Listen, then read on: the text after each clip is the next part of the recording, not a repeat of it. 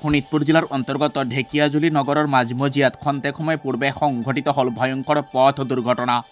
উক্ত পথ দুৰ্ঘটনাত গুৰুতৰভাৱে আঘাতপ্ৰাপ্ত হ'ল দুগৰাকী লোক।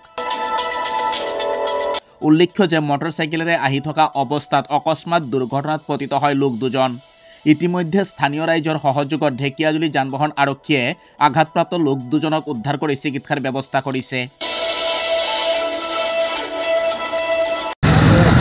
আমি জাষ্ট এটা সাউন্ড পালোঁ ইয়াতে বেছি মানে 10 মিনিট আগতে ইয়াত সাউন্ড পালোঁ যে আহি চালোঁ যেতিয়া দুজন বাইকতে এক্সিডেণ্ট হ'ল।